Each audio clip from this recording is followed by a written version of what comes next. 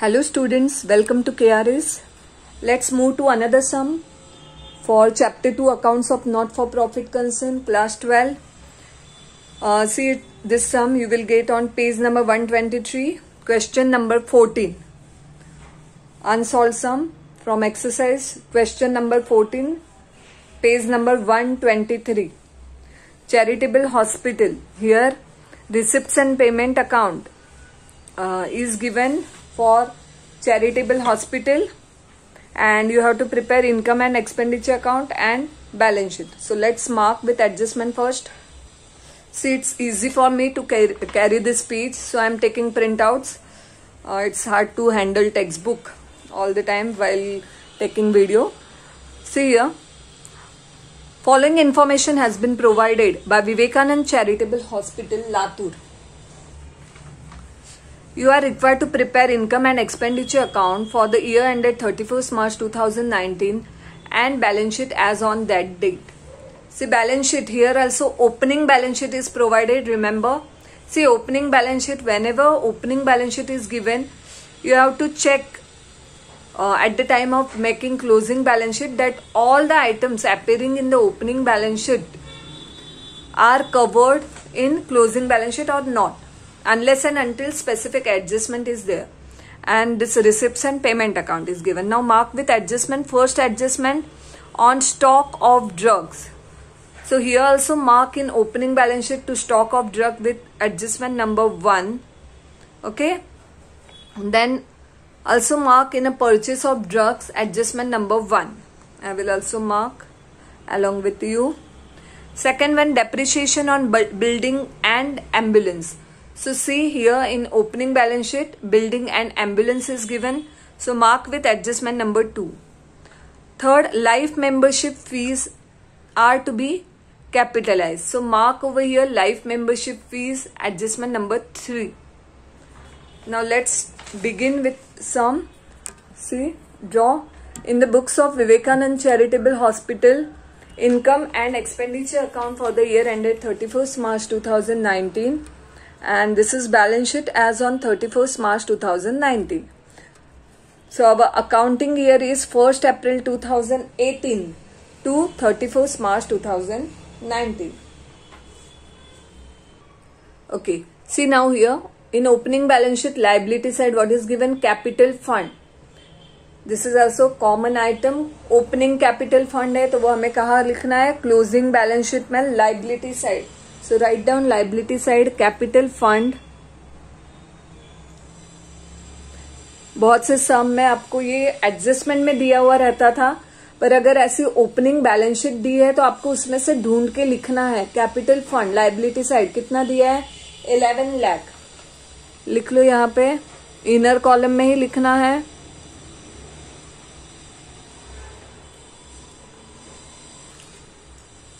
Opening balance sheet में second item क्या दिया हुआ है? Bank loan 6,50,000. अभी यहाँ पे पेमेंट साइड देख लो कि ये जो लाइबिलिटी थी तो बैंक लोन दिया हुआ है क्या? पेमेंट साइड में कहाँ पे दिख रहा है आपको? बैंक लोन नहीं है.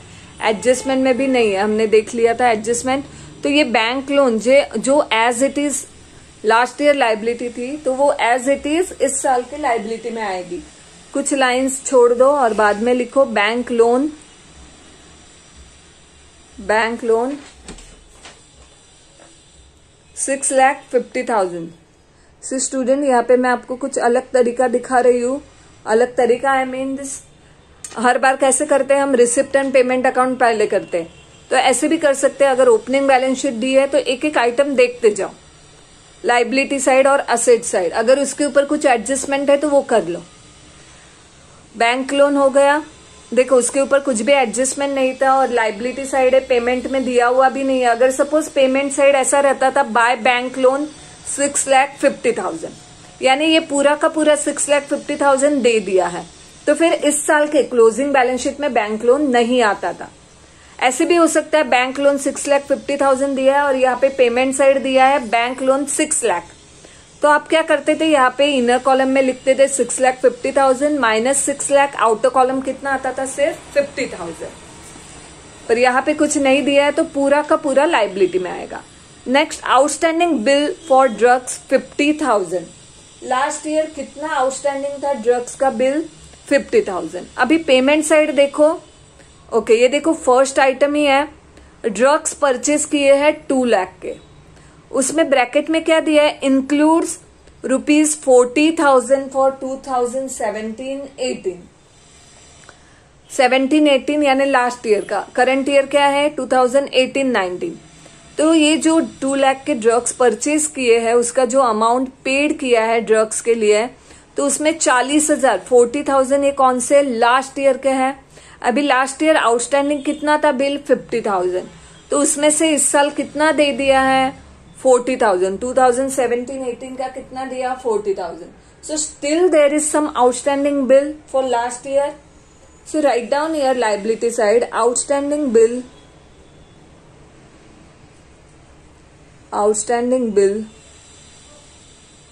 for drugs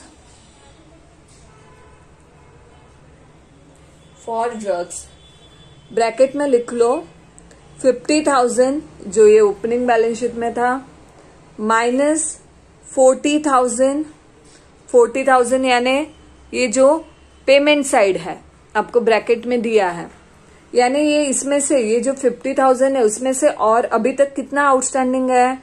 10,000. यानी अभी तक ये हॉस्पिटल की आउटस्टैंडिंग बिल के लिए कितनी लाइबिलिटी है? 10,000. बाकी करंट ईयर का तो कुछ आउटस्टैंडिंग बिल का दिया हुआ नहीं है एडजस्टमेंट में, तो वो लिखा नहीं हमने. ये हो गई ओपनिंग बैलेंस शीट की liability. Now see asset side, buildings 10,50,000. अभी एडजस्टमेंट नंबर 2 है, उसके ऊपर depreciation on building at 5% per annum. So write down asset side. Let's move this camera. Okay, write down asset side building. See हम क्या कर रहे हैं, ये जो ओपनिंग बैलेंसेस है वो देख रहे हैं, उसके ऊपर कुछ एडजस्टमेंट होगा तो उसका इफेक्ट दे रहे हैं और तुरंत क्लोजिंग बैलेंस शीट में लिख रहे हैं.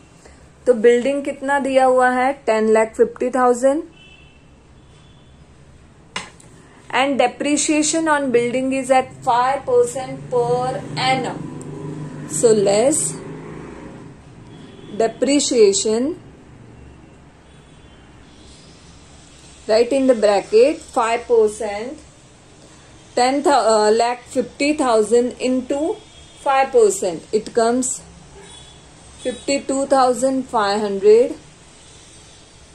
ओके, अभी ये कैलकुलेशन डेप्रिसिएशन वगैरह तो आपको आता ही है, 11th में भी आपने किया है, तो ऐसे वर्किंग नोट में मुझे आपको दिखाने की जरूरत नहीं है, राइट स्टूडेंट्स, पर आपको ये आना चाहिए. तो यहाँ पे देख लो 10,50,000 इंटू क्या करना है? 5%. तो अभी 10,500 into 5 which comes 52,500.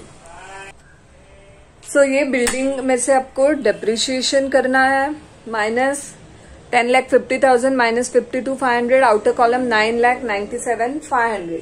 Second effect of the same, right down in expenditure column to depreciation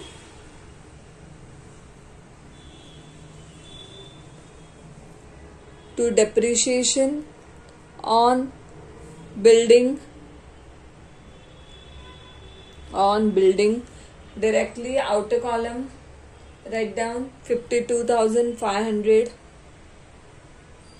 okay, चलो ये बिल्डिंग का हो गया. फिर रिसिप्ट एंड पेमेंट अकाउंट में बिल्डिंग का कुछ भी दिया नहीं कि नया बिल्डिंग कुछ परचेज किया होगा तो पेमेंट साइड, या कुछ सेल किया तो रिसिप्ट साइड, इसलिए हम डायरेक्टली फटाफट से डेप्रिसिएशन लास्ट ईयर का बैलेंस लिया, उसमें से डेप्रिसिएशन माइनस किया, तो हमें क्लोजिंग बैलेंस शीट का बिल्डिंग का अमाउंट मिल गया. अभी उसके बाद नेक्स्ट देखो एम्बुलेंस कितना दिया हुआ है? 4 लाख. अभी उसके ऊपर भी सेम वे में डेप्रिसिएशन का दिया है, डेप्रिसिएशन ऑन एम्बुलेंस ₹30,000. सो वो आपको यहाँ पे असेट साइड में लिखना है. Ambulance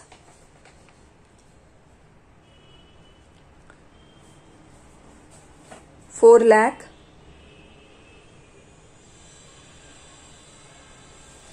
less depreciation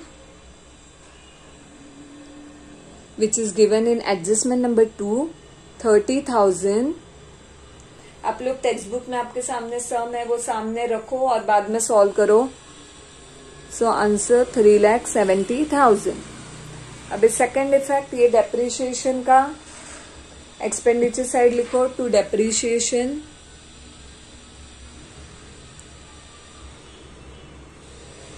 on ambulance 30,000. Next item now, after ambulance, stock of drugs. Stock of drugs given 42,000. देखो हमने जैसे स्टॉक ऑफ स्टेशनरी का किया था, स्पोर्ट्स इक्विपमेंट का किया था, उस तरह से यहाँ पे कुछ एडजस्टमेंट है. Stock of drugs. सी यहाँ पे आप लोग स्टूडेंट देख सकते हो, ओपनिंग बैलेंस शीट में स्टॉक दिया हुआ है ड्रग्स का 42,000. ओके, कुछ ओपनिंग बैलेंस है मेडिसिन का, ड्रग्स का कितना है 42,000 है. यहाँ पे पेमेंट साइड परचेसेस दिया हुआ है कि इस साल कितना परचेस किया. अभी उसमें से जो लास्ट ईयर का है वो इस साल का नहीं है परचेसेस, तो वो हम माइनस करेंगे तो अपने को इस साल का परचेसेस मिलेगा. एडजस्टमेंट में आपको क्लोजिंग स्टॉक दिया हुआ है 22,000. यानी ये सब चीजों का आप यूज करोगे तो आपको किसका आंसर मिलेगा? राइट. कंजम्पशन ऑफ ड्रग, यानी जो ड्रग कंज्यूम किए ड्यूरिंग दिस ईयर, उसका आंसर आपको मिलेगा. और वही हमें किसके लिए चाहिए? एक्सपेंडिचर साइड लिखने के लिए चाहिए. So write down in expenditure column to drugs consumed. जैसे स्टॉक ऑफ स्टेशनरी कंज्यूम था, बस उसी तरह से वही फॉर्मूला है. ड्रग्स कंज्यूम, उसमें आपको सबसे पहले क्या लिखना है? ओपनिंग स्टॉक लिखना है उसका. ओपनिंग स्टॉक में हमें ऐड करने हैं परचेसेस.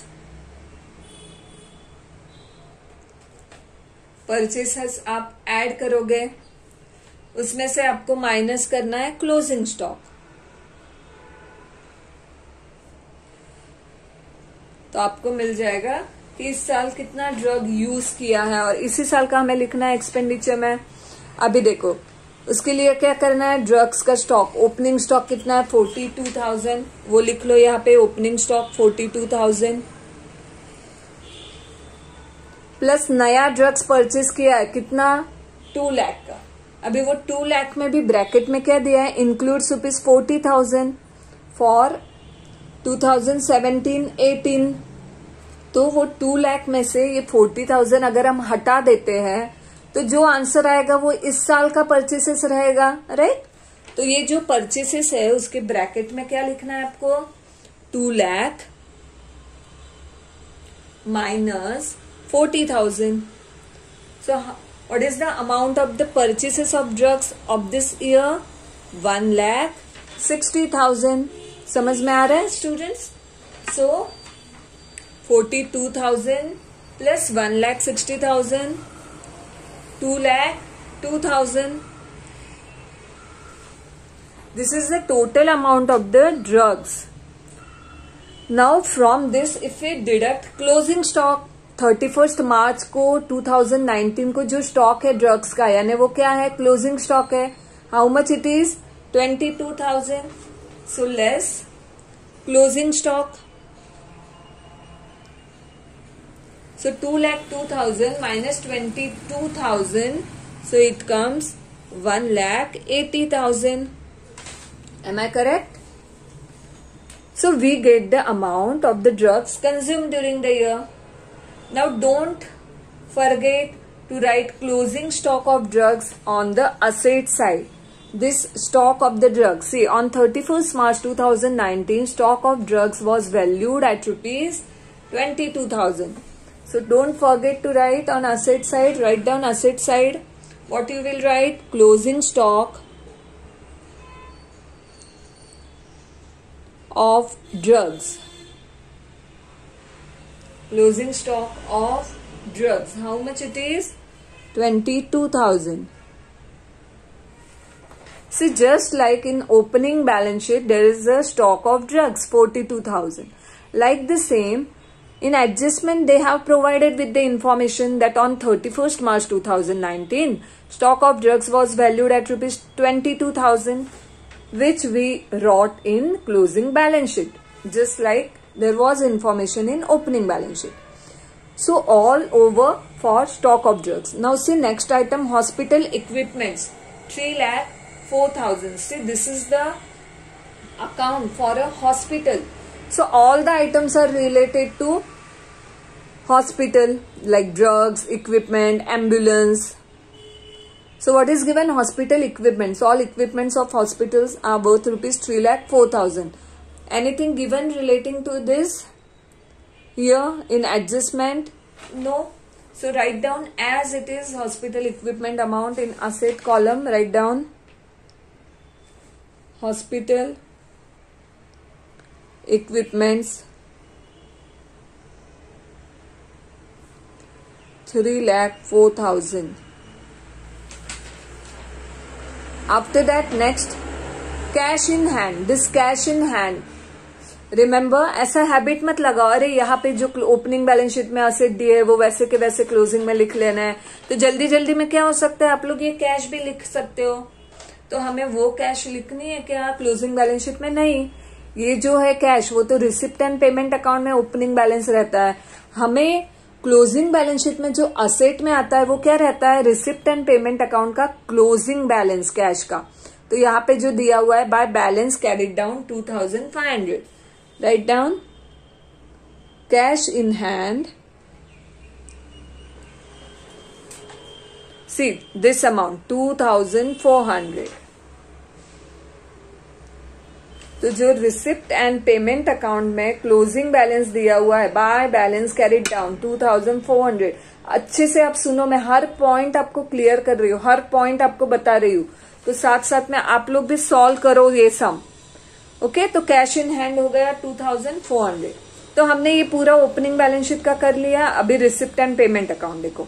रिसिप्ट साइड में फर्स्ट थिंग तो क्या है, ओपनिंग बैलेंस है कैश का, वो कहाँ पे लिखना नहीं है. नेक्स्ट क्या है, सब्सक्रिप्शन. रिसिप्ट साइड में सब्सक्रिप्शन दिए हैं, ये तो कॉमन आइटम है. आंख बंद करके रात को भी पूछा तो आप लोग लिख लोगे कहाँ पे है, इनकम साइड. इसमें कुछ सब्सक्रिप्शन के ऊपर एडजस्टमेंट है क्या? देखो नहीं है, हमने ऑलरेडी मार्क किए हुए थे एडजस्टमेंट. सब्सक्रिप्शन 2,22,000. Write down. कहां पे लिखना है? Income side by subscription. ऐसे ये सिंपल सिंपल चीजों में बिल्कुल गलती करनी नहीं है. ये कंपलसरी सम आता है account of not for profit concern का. इसमें आपको कुछ भी ऑप्शंस नहीं है. और अगर आप मेरे पूरे इस चैप्टर के वीडियो पहले से लेकर लास्ट तक के पूरे 14 सम हमने सॉल्व किए हैं. स्टार्टिंग में स्पेसिमेन मैंने एक्सप्लेन किया है, इंट्रोडक्टरी वीडियो है, एडजस्टमेंट के वीडियो है. तो पूरा का पूरा रोज एक एक वीडियो भी आप देखोगे तो पूरा ये चैप्टर के कंसेप्ट क्लियर हो जाएंगे. समझ में आ रहा है? और इसमें ऑप्शन नहीं है ये चैप्टर के लिए, तो इसमें आपको बिल्कुल मार्क्स गंवाने नहीं है. और मैं आपको 100% गारंटी देती हूँ, चैप्टर 2 के आप सभी वीडियोस गो थ्रू करो, your all doubts will get clear. और फिर भी आपको कुछ भी डाउट आता है आप कमेंट में डाल दो. ओके, तो ये सब्सक्रिप्शन हो गया. उसके बाद क्या है, लाइफ मेंबरशिप फीस 30,000. एडजस्टमेंट देखो, third, life membership fees are to be capitalise. अभी ये भी हर सम में हो गया है. जो भी इनकम आपको कैपिटलाइज करने बोला तो वो आपको कैपिटल फंड में ऐड करना है. सो add here life membership fees.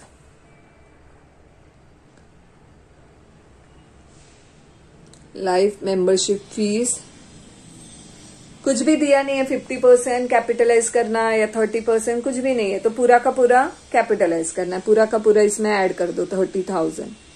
सो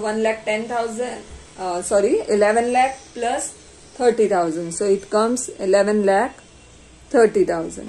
और टोटलिंग में बिल्कुल गलती नहीं करनी, एक दो बार ठीक से चेक कर लो आप. आफ्टर लाइफ मेंबरशिप फीस क्या दिया है, हॉस्पिटल रिसिप्ट्स ब्रैकेट में दिया है रेवेन्यू. रेवेन्यू दिया है, यानी कहाँ पे लिखना है बच्चों, इनकम साइड में. देखो कैपिटलाइज बोला था, किसका बोला था, लाइफ मेंबरशिप फीस का. ये रेवेन्यू जैसे ब्रैकेट में दिया है, इसका भी ब्रैकेट में दे सकते थे। कैपिटलाइज तो हम कैपिटल फंड में ऐड करते हैं। एडजस्टमेंट भी दे सकते हैं या फिर ब्रैकेट में भी दे सकते हैं। सो हॉस्पिटल रिसिप्ट जो रेवेन्यू बोला है, आपको क्या करना है, इनकम साइड में लिखना है। Write down income side by hospital. कौन सा लिख रहा है, समझ में आ रहा है ना, this one, hospital receipts revenue. Hospital receipts 5,10,400। Adjustment नहीं है ना, चेक कर लो आप लोग एक बार, है क्या एडजस्टमेंट इसके ऊपर, नहीं है तो डायरेक्टली लिख लिया। सो रिसिप्ट साइड भी हो गई। अभी चलो पेमेंट साइड में। पेमेंट साइड में पहला क्या था, परचेस ऑफ ड्रग्स, जिसका हमने पूरा कर लिया है। देख लो क्या किया था हमने, यहाँ पे आउटस्टैंडिंग बिल था लास्ट ईयर का 50,000। ये परचेस में इंक्लूड है। इस साल के परचेसेस में लास्ट ईयर का कितना है, 40,000 दिया है, तो हमने 50,000 में से 40,000 माइनस किया और 10,000 ये देखो outstanding bill for drugs liability side लिख लिया। राइट, फिर ये 2 लाख में से ये जो 40,000 गया, तो इस साल का परचेसेस कितना है, 1,60,000, वो यहाँ पे ऐड किया। समझ में आ गया। उसके बाद नेक्स्ट पेमेंट साइड क्या दिया हुआ है, देखो सैलरी टू स्टाफ 85,000। उसके बाद ऑनरेरियम टू डॉक्टर्स 4 लाख। उसके बाद रिपेयर्स एंड मेंटेनेंस 18,000। ये तीनों आइटम्स ये क्या है, रेवेन्यू एक्सपेंडिचर है, कुछ भी एडजस्टमेंट नहीं है। तीनों के तीनों कहाँ आ जाएंगे, expenditure side. Write down expenditure side to salary to staff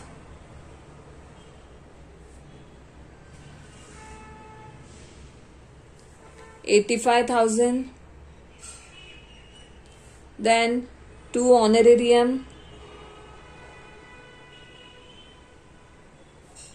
to doctors, यानी जो मानधन देते हैं ना, वो honorarium to doctors 4 lakh.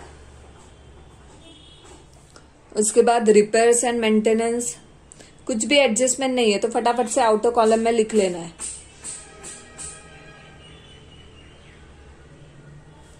18,000।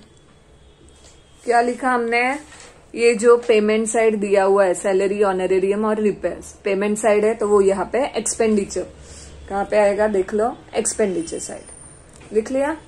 Next item furniture कितना है, 45,000। कितना दिया हुआ है फर्नीचर, 45,000 है। अभी आप लोगों ने ऑब्जर्व किया होगा ओपनिंग बैलेंस शीट में कहाँ पे फर्नीचर है क्या, नहीं।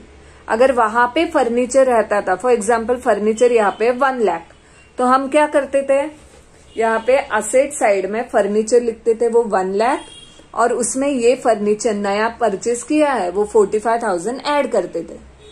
पर यहाँ पे ओपनिंग में कुछ दिया हुआ नहीं है, एडजस्टमेंट में भी कुछ है क्या, डेप्रिसिएशन वगैरह नहीं है, यानी एज इट इज ये फर्नीचर की अमाउंट हमें असेट साइड लिखनी है। फर्नीचर नया परचेस किया है हॉस्पिटल ने, कितने का है, 45,000 लिख लो। फर्नीचर 45,000। उसके बाद जनरल एक्सपेंसेस है, जनरल एक्सपेंसेस कितने हैं, 16,000। कहाँ पे आएगा, expenditure side. Write down general expenses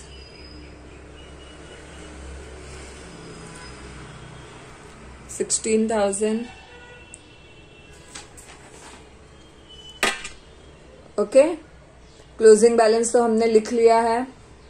now just check, पहला एडजस्टमेंट क्या था, ऑन 31 मार्च तो stock of drugs was valued at ₹22,000, यानी क्लोजिंग स्टॉक ऑफ ड्रग्स, ये हमने ऑलरेडी लिख लिया है। यहाँ पे देखो बैलेंस शीट में 22,000। ओके, डेप्रिसिएशन हो गया हमारा बिल्डिंग और एम्बुलेंस का, जिसका इफेक्ट हमने यहाँ पे एक्सपेंडिचर में भी लिख लिया। लाइफ मेंबरशिप फीस की भी एडजस्टमेंट हो गई। तो अभी हमें क्या करना है, इनकम एक्सपेंडिचर अकाउंट क्लोज करना है। So do total of both the side, see which side is greater, close income and expenditure account. See here, expenditure side is more, hospital का खर्चा ज्यादा हो गया है इनकम से। 7,81,500।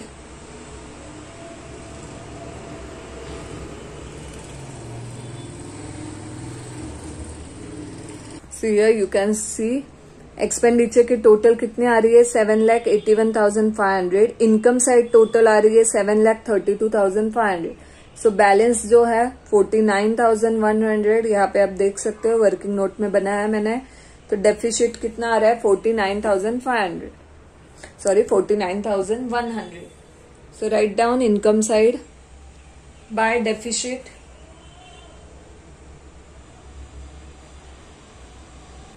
That is excess of expenditure over income 49,100। अभी ये deficit की अमाउंट क्या होगी, यहाँ से माइनस होगी कैपिटल फंड में। लेस डेफिसिट सरप्लस रहता है वो हम क्या करते हैं, ऐड करते हैं। डेफिसिट क्या होगा, माइनस होगा 49,100। जैसे हम अगर नेट लॉस हुआ रहता है तो वो क्या करते हैं, माइनस करते हैं। So it comes 10,80,900। Now do total of both side balance sheet, liabilities and assets। So total आ रही है 17,40,900। आप लोग खुद टोटल करके देखो, खुद कैलकुलेशन की आदत रखो। ऐसा नहीं है वीडियो में देख रही है वैसे के वैसे लिख लिया, ऐसा नहीं। वीडियो पॉज करो, खुद टोटलिंग करो, खुद सम करो। कैलकुलेशन की प्रैक्टिस होना जरूरी है। आपको क्या कैलकुलेटर यूज नहीं करना है, आपको खुद प्रैक्टिस चाहिए कैलकुलेशन की। ऐसा नहीं है कि बोर्ड एग्जाम में ही मैं कर लूंगा एडिशन, सब्सट्रैक्शन, डिस्काउंट के परसेंटेज निकालना, नहीं। ये सब चीज की प्रैक्टिस चाहिए और स्पीड भी मेंटेन रहती है अगर आप प्रैक्टिस करोगे तो। ओके, तो यहाँ पे हमने चैप्टर 2 कंप्लीट कर लिया है। अभी नेक्स्ट वीडियो से हम नेक्स्ट चैप्टर स्टार्ट करेंगे। सी यहाँ पे आप एक बार देख सकते हो ये sum. Okay then, thank you students, have a good day.